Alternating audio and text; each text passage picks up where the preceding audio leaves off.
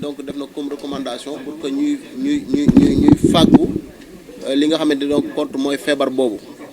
parce que it feebar boo xamante ni la mu ngi ci ñun ba léegi war nañ ci donc taxaw ay taxawaay pour que masque ak gel donc ñu koy jëfandikoo fu ñu toll ci loolu sax ñu ngi ci gërëm bu baax a baax donc Muxaddamatul Xidma parce que ñoom prévoir nañ bu soobee yàlla distribuer ay masques waaye it ay gel pour que maladie boobu feebar boobu bañ a tasaaroo bu dee li jëm ci wàllu hygiène opération de désinfection et désinsectisation donc commencé na depuis et fi ñu toll nii lu toll ci juróom-ñett fukk ak ñaari domicile traité nañ ko waaye it service d'hygiène yamul foofu parce que dañuy sensibiliser aussi ñi nga xamante ñoom ñooy askan wi pour que donc ñu fagaru contre maladie feebar yi contrôle aussi denrées alimentaires yi donc service d'hygiène mu ngi koy def loolu en rapport avec service du commerce nga xamante ni fi ñu toll nii donc ñu ngi bu soobee yàlla bu màggal gën a jub si dinañ ci gën a taxaw bu baax a baax bu dee li jëm ci wàllu sécurité muy force de défense et de sécurité yi police gendarmerie waaye dem ba ci sapeur donc dinañ am taxawaay bu mucc ayib jàpp naa ni sax ay renfort bu soobee yàlla police ak gendarmerie dinañ ko am ba tax na donc ñoom comme ni ñu koy waxee donc toujours dañuy monter en puissance du ñu def mukk lu yées li nga xamante ni donc defoon nañ ko par rapport ak édition bi passé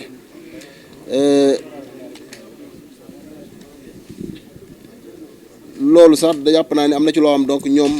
police ak gendarmerie daanaka dañuy liggéeyandoo sax ensemble bu dee li jëm ci wàllu ndox fi ñu toll nii bis ni ki tey am na 5 camions citernes yoo xamante ni mu ngi Touba yoo xamante comité d'organisation bi dinañ ko mën a jëfandikoo bu ñu jógee fii pour man li nga xam ne moom mooy ay bassin yu nekk ci kër yi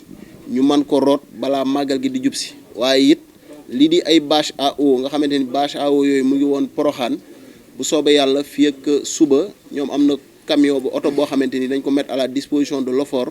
pour ñu mën a jëli bâche à eau yooyu man ko remplir balaa donc màggal gi di ñëw ci lu jëm ci également forage xañ na am na ay forage yoo xam wax nañ ni donc forage yu panne la yooyu moom jàpp nañ ni te ne fii ak màggal gi dina jàmp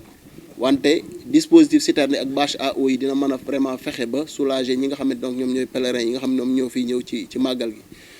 leneen li nga xam xañ na moom lañ ci yokkit mooy forage yi nga xam seen débit dafa wàccoon fi mu nekk nii forage yooyu yëpp relever nañ débit yi bu dee li jëm ci wàllu Sonaget maanaam affaire nettoyer Sonaget déjà commencé na li nga xam moom mooy activité donc nettoiement yi depuis donc le 22 et fi mu ne nii donc ay dispositifs également bac à ordures dinañ ko mettre en place notamment ci côté grande mosquée mais également fépp fi nga xamante ni donc ay ñuy màggal si dinañ fa daje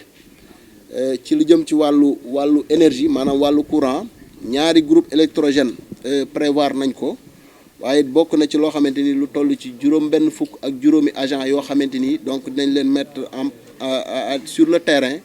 pour que donc lépp li nga xam moom mooy intervention donc mu mën a gaaw soo xam am na ñoo xamante ni soxla nañ intervention donc ñu mën ci jublu ci nu mu gën a gaawee bokk na ci loolu donc extension réseau électrique bi nga xamante ni démarré na mu ngi en cours te extension boobu surtout jëm Ndindi loolu waa donc agence Sénélec yi donc ñu ngi ciy liggéey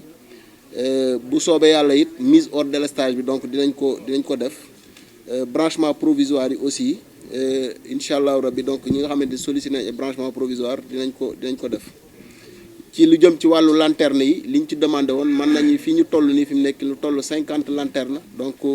mu ngi fii ci Touba te am na yeneen lanterne yoo xamante ni donc ñu ngi koy xaar ci wàllu environnement permis yi nga xamante ni demandé woon nañ ko mu permis donc de coupe de bois permis yooyu disponible na te comité d'organisation bi donc confirmé na que donc permis yooyu donc am na ku dem jëli ko pour que donc ñu mën a am loo xamante ni moom mooy lu jëm ci wàllu mat ci wàllu communication Sonatel mettre na à disposition donc benn ligne téléphonique waaye it def na loo xamante lu ëpp loolu sax parce que am nay flybox lu toll ci ñaar yoo xamante ni jox nañ ko comité d'organisation bi nga xam ne accompagner nañ ko it ci lu jëm ci wàllu Illimix pour que donc ñu mën a woote pour li jëm ci wàllu wàccaayu màggal bi globalement daal en synthèse en résumé donc loolu moom mooy li nga xamante ni moom lañ fi doon waxtaanee ci fi ñu ci toll donc ci wàccaayu màggal gi nga xam fi ñu toll nii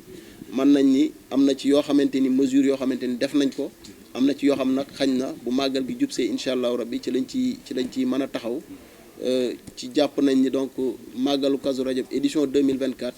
bu soobee yàlla dina mën a jaar ci jàmm ak salaam yàlla bu ñu mayee kattan dimbali ñu jàpp naa li nga xamante ni état war na ko ci taxaw bu soobee yàlla dinañ ci def lépp li ñu man pour que donc benn jafe-jafe bañ cee am ñu ngi leen di gërëm jëleen jaajëfal. waaw ci tàmbaliment bi dama ne woon ci lu jëm ci wàllu santé laa doon wax donc wàllu santé yi li ñuy wax poste médico avancé bu soobee yàlla am na ci lu toll fukk ak ñett poste médico avancé yoo xamante ni district sanitaire dina ko mettre en place waaye it dina am 4 dispositifs fixes yoo xamante ni donc yooyu dinañ ko mettre en place bokk na ci it li nga xamante ni moom mooy ay wàllu garab bu soobee yàlla dinañ am dotation tey jàpp naa sax donc par rapport ak édition bi passé dotation boobu dinañ ko renforcer ambulance aussi dinañ ko jot ba tax na donc màggal gi lépp koo xamante ni en tout cas soxla na faju bu soobee yàlla dina faju ñu ngi leen di jërëjëf. auzu billahi min asheytaani rajim bismillahi rahmaani rahim alhamdulilahi rabbil alamin wasalaatu wasalaamu ala ashrafi al anbiyaai wal mursalin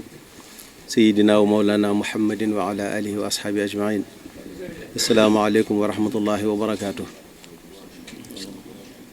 ci ndigalul Cheikh Abdoul Fattah moom Cheikh Mouhamadunil Fadil di kilifa ak màggalu Kazu Rajab di ko ñaanal mu yàgg fi lool te ànd ak wér ba li mu yéene liggéeyal sëriñ bi lépp ci toolub kër Cheikh Mouhamadul Fadil ci toolub Cheikh al Xadim mu mën koo def te nu ànd ko ak moom di yëkkati kàddu ci ndigalam ak ci kàddoom mu jóge ci Cheikh Abul Baraka mi nga xam ne mooy Cheikh Mouhamadul Fadil ñu di ko ñaanal moom it mu yàgg fi ànd ak wér ba li mu yéene liggéeyal sëriñ bi lépp mu mën koo def ak mboolem ay rakkam ñi nga xam ne ñoo topp ci moom ak mboolem njabootuk Cheikh Mouhamadul Fadil ak njabootuk jullit yëpp di ndigal li bàyyi ko nag ci Cheikh Mouhamadul Muntaqa moom alxalifatul am li tarixatil muridiya ñu di ko ñaanal moom it yàgg ak wér ni nu ko waxee woon ku ne xam na ne kër Cheikh Mouhamadul Fadil këru ndigal la ndax moom dafa jaayoon li mu am ci sëriñ bi lépp jënde ko ak taalibe ba mu njëgg itam mu joxaat ko addi sëriñ bi wax ne kon moom daa bëgg a seey ci biir sëriñ bi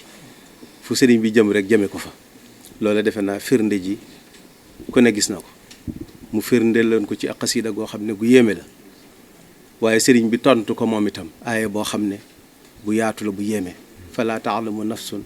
maa uxfiya lahum min qurrati ayun jazaan bi ma kaanu yaamaluun kon pay googu nga xam ne sunu borom fayee na ko Cheikh Mouhamadul Fadil ci loolu mu defoon waxtu wu ne muy gën di feeñ loolu mën nañ cee joxe misaal li tax ñu daje fi tey ji muy waajal bis bu tedd bii di bisu Kazu Rajab mu doon bis boo xam ne day bis boo xam ne lislaam yépp ko bokk ndax ci la borom bi subhaanahu wa taala rañaane woon yonent bi sallallahu alayhi wa sallam min al masjid al xaraami ila al masjid al aqsa mu doon bis boo xam ne itam ci la ko yéege woon wan najmi ida hawa ma dalla saaxibukum wa ma gawa wa ma yantiqu anil hawa in huwa illa waxyun yuha allamahu shadidul quwa du miratin fastawa wa huwa bil ufuqi al a'la thumma dana fatadalla fa kaana qaaba qawsayni aw adna fa awxa ila abdihi ma awxa loolu li yonent yi alayhimu salaam di tedd yëpp ak li ñu màgg yëpp daraja jooju sallallahu alayhi wa sallam rek la ko ci borom bi subhaanahu wa taala jagleel te ci guddi gii la woon guddi googu itam ci la borom bi subhaanahu wa taala joxoon sallallahu alayhi wa sallam sëri cëb julli ci julli mooy almaadu diin waaye nag ci guddi googu itam ci la rombe woon mboolem daraje borom daraje yu tedd ya ñu màggal ko jox ko cëram jiital ko qad qaddamuuhu id waajahuuhu waxtaramuuhu dawi naqaay wa saada fihim wa baana anhum wa siina anhum baxda irtiqaay qad aaba layla qad saba nayla qad faaqa sayla min tilbaqaay qad jaabi mayri li ahli xayri wa baabi dahri ahli saqaay Cheikhuna al Xadim radiallahu anhu nettalil ñu ko ci ay xasaayid yu bari ba buñ koy jàng day mel ne dañoo teew woon rayaan gi waaye guddi gu màgg googu yi nag nga xam ne jullit yëpp ko bokk teraanga jooju ci la amee woon mbégte moomu ci la amee woon daraja ju kawe jooju ci la ko sallallahu alayhi wa sallam amee woon ci la nu sunu borom baaxee nag Cheikhuna Mouhamadul Fadil mi nga xam ne moom la ñuy waajal guddeem googu yi mu doon bis boo xam ne bis bu màgg la.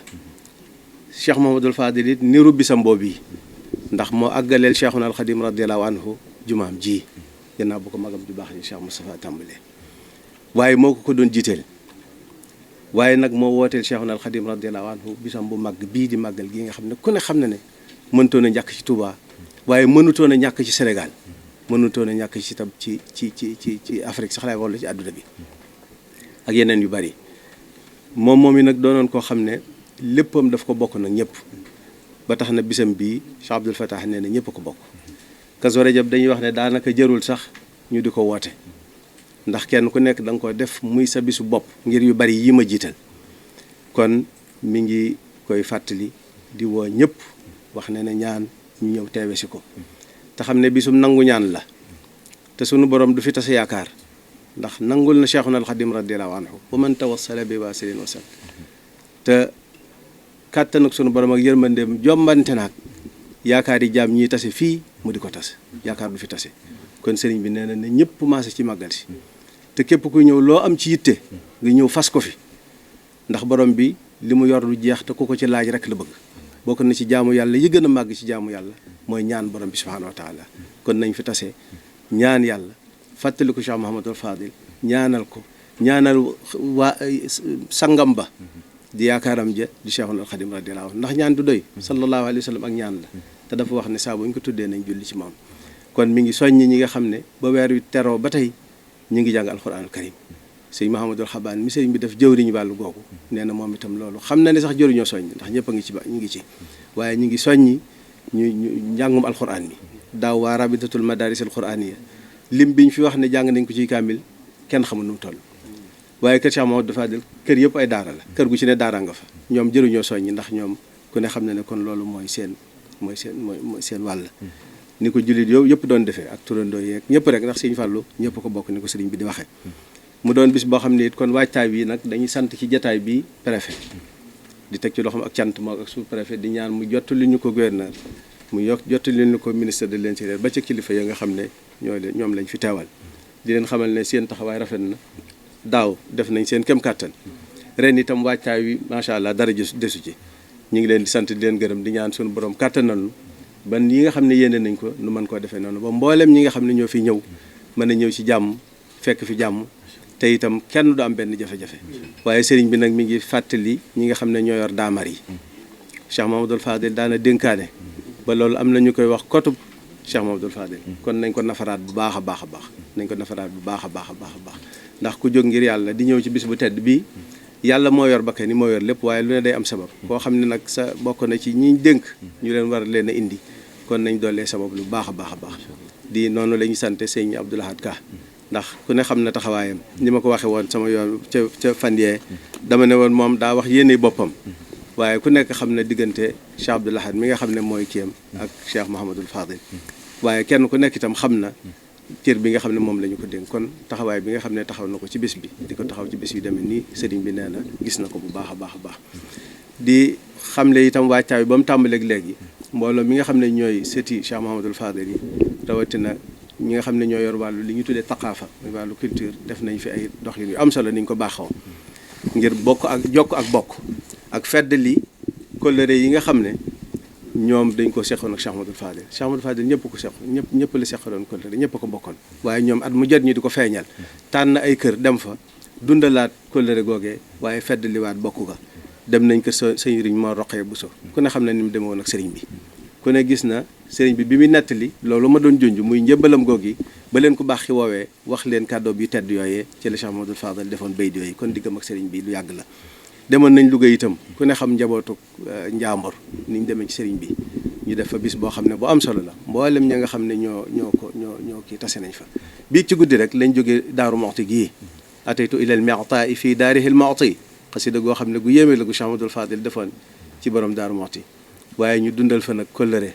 gu doxoon diggante sëriñ Modou Habib moom ak Cheikh Mouhamadul Fadil démb waxtaan wu am na solo lool maa ngi koy nettali Cheikh Abdoul Fatah sëriñ Cheikh Astou Faye moom it dafa waxtaan wu am solo dafa taraanga yu rëy feddliwaat digganteem ak njabootu Cheikh Mouhamadul Fadil ñuy wax ne kon cérémonie officielle bi tam lu am solo la mooy bu ñu màggalee ba ci suba sa lañ koy def bëgg mu xaw a teel ndax day jege waxtu julli wi te ku ak tabaxal Cheikhuna al Khadim radiyallahu anhu jumaam ji doonoon ilimaan ji buñ koy defal waxtaan ba julli jot danoo war a julli te sëriñ bi wax nanu ne wa afdalul ashyaa'i salaatuna fi awalil awqaati wa alam bi anna afdala taaati salaatuna fi awalil awqaati te lu ko nit di mas di defal ba waxtu julli jot daan nañ bàyyi loola dem joxe ji farata ja moo tax kon ñu bëgg bis bi waxtaan bi xaw a teel ñu mën fa fàttalikuwaat sëriñ bi ni ma ko waxee woon rek delloo ko njukkal loolu rek lañ man ndax Cheikh Ahmadul Fadel kenn mënu ko fay waaye delloo ko njukkal feeñal suñu yéene te bis bi itam moom moo ko waajal ba noppi di sant nag mboolem ñi nga xam ne mënoo si doon sant sax waaye sëriñ bi daane rek ñu xam leen ne mi ngi yëg ndax fépp ci àdduna bi mën nañ ne fépp fu murid nekk rek dañ fay dundal bis bi léeg-léeg ñu yónnee ñu loo xam ne dañ naan lii moom xanaa Tuubaa la woon ci mbooloo mu bari ak di ko dundal niñ ko war a dundalee mooy jàng alquran di jàng xasaayid di def istixfaar di def salaatu ala nabi di ñaan di feddali bokk di bernde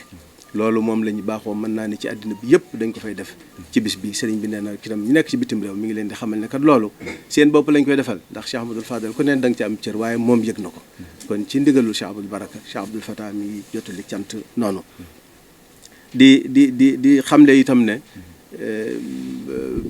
bis la boo xam ne rek sëriñ bi daal ni ma ko waxoon wax naa ko ci njëlbeen gi ni ñëpp ñëw képp ko am yaakaar wala yitte na nga ñëw te fas ci ko fii te xam ne sunu borom du la delloo loxoy kese yàlla nañ ci dugg ak bisimillahi rahmaani rahim génn ci ak alhamdulilahi rabbil alamin te yàgg ko fekke lu bari lool sunu borom bàyyil na fi sunu kilifa yi te may leen wér may leen kattan ci barkeb Cheikhuna al Khadim radiyallahu anhu asalaamaaleykum wa rahmatullahi wa barakatuh. Pour les préparatifs du Magal de Kazu Rajab édition 2024. Cette réunion d'évaluation est tenue à la suite du CRD qui a été tenu à Diourbel le 9 janvier 2024. Nous sommes revenus sur les engagements qui ont été pris secteur par secteur. Nous avons abordé le secteur de la santé dans le cadre duquel 13 postes médicaux avancés seront installés au niveau de Touba. Mais en plus de ça, il y aura 4 également dispositifs fixes qui seront mis en place. Il faut rappeler également sur ce point que des ambulances seront déployées au niveau de la ville sainte de Touba, où nous attendons également une disponibilité, en tout cas en médicaments, pour faciliter à l'ensemble des pèlerins peut-être qui seront dans le besoin de pouvoir bénéficier de soins médicaux. Il faut ajouter pour ce qui concerne le volet préventif, toujours dans le domaine de la santé, les services d'hygiène ont déjà démarré les opérations de désinfection et de désinsectisation. Et au moment où je vous parle, 82 domiciles ont déjà été traités. Il reste bien entendu une liste de 33 domiciles qui seront traités à la suite de cette réunion. Pour ce qui concerne le volet eau et assainissement, 5 camions citernes sont disponibles au niveau de la ville sainte de Touba. Et dès aujourd'hui, ces camions seront mis à la disposition du comité d'organisation qui pourra de manière préventive déjà remplir les bassins qui existent au niveau des domiciles, mais également les bâches à eau qui seront récupérées au niveau de Porokhane. Parce que les bâches à eau de l'Ofor ont été au niveau du Magal de Porokhane, mais ces bâches à eau seront acheminées au niveau de Touba et demain par effectivement l'aide d'un camion qui sera mis à la disposition par le comité d'organisation. Sur ce point également de l'approvisionnement en eau, il faut rappeler que les forages dont on avait signalé une baisse de débit, ces forages ont été relevés et que nous osons espérer qu'il n'y aura pas en tout cas de pénurie d'eau, en tout cas pour ce qui concerne le Magal de Kazu Rajab 2024. Je dois rappeler que même pour les camions, ce qui a été sollicité, c'est un nombre de 30 camions citernes et un nombre également de 30 bâches à eau. Mais en plus des 5 camions qui sont disponibles, l'OFOR a déjà fait une demande au niveau central pour un renforcement de ce dispositif de camions au niveau de la ville sainte de Touba.